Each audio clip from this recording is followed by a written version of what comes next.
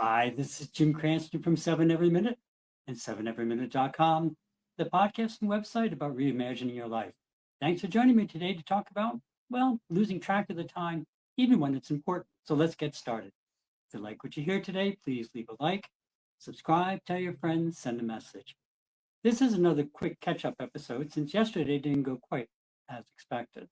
I woke up during the night and realized that between work, travel, time zones, all these sorts of things, I'd lost track of which day of the week it was and totally missed that it was Tuesday night, which of course is Facebook Live night. So fatigue and time zone changes, I kind of caught up with me.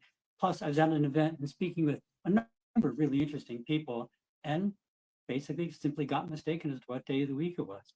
But the travel and the event was all for the podcast, and I already have some interviews from some of the people I spoke with. So it was time well spent, but still, I was kind of I wasn't kind of, I was extremely disappointed I had done that. Now, I could have gotten super negative on myself because, like I said, the Facebook Lives and connecting with you all is actually really important to me. But instead, I decided to kind of look at why it happened and how to help prevent it from happening again, if at all possible.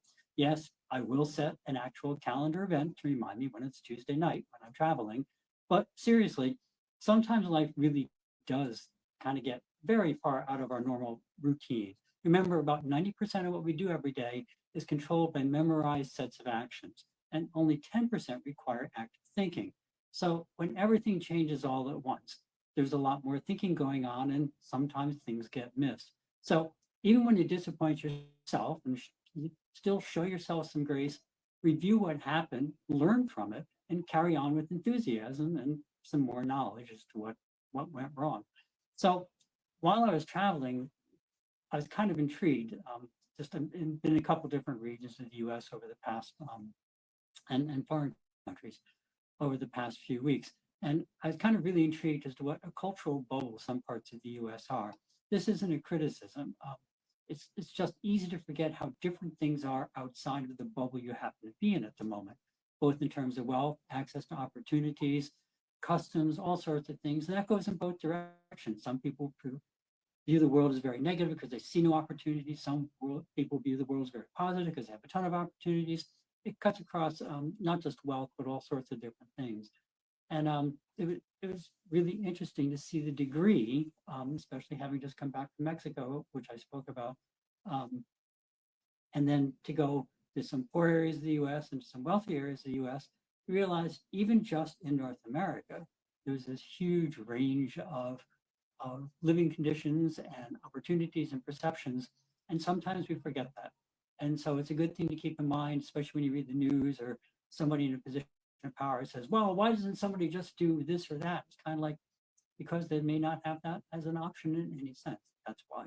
So also, while I was talking to some creators last night, some other creators, I realized again, the power of words.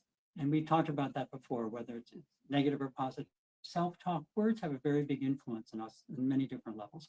So this time the target of the negative self-talk wasn't older adults, but women as young as 25 being made to feel that they're so old as to essentially be useless for most things by peer pressure and words.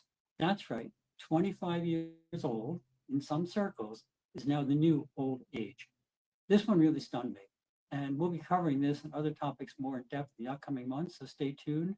But, again, it's super important when you, like I said, when I messed up last night on the schedule, I could really talk down to myself, but those words kind of stick in your mind. And every time something else happens, your brain will interpret it in the sense of the negative words that you said to yourself. Similarly, if you say positive things to yourself or positive things to other people, they or you will interpret things with a more positive light. Super important. We talked about it before, and we'll talk about it again. It'll be subject of a course. But just wanted to let everyone know all is well, except for lack of sleep and being day challenged. And of course, the biggest message, again, as always, is even when things don't go as planned, even important things, remember to step back a little bit, find and learn from the lesson that you were given, give yourself grace to be human and make mistakes, and then continue working towards your vision with even more enthusiasm than ever. So that's it. Thank you so much for joining me. Your homework tonight, like I said, is remember that when life gets too full, things get missed, back up, calm down, Don't get negative. Give yourself some grace. Learn from it. Smile. Continue to move on enthusiastically towards your life vision. And as always, remember ukr7.com and wck.org. The first is sites that support the people of Ukraine. Very, very important on many different levels. World Central Kitchen operates throughout the world. They show up in areas where the disasters, get food and basic supplies to people, both really important. One's an organization, the other is a list of links to other organizations. UKR7 is a list of links. WCK.org goes directly to World Central Kitchen. But as always, like we've always talked about, there's a lot of things going on in there's these big international organizations, there's specific things, but there's things going on right in your own neighborhood, right in your own backyard, probably. And so look around. If there's something you feel like getting involved in, please help people. It can always use money, time, publicity, whatever. Try and reach out and help these organizations. And if time and money just aren't something you have available right now, that's certainly understandable. Remember, one of the best ways to care for yourself is to care for others. So something as simple as just smiling at somebody, saying hi, have a good day, can change the whole day.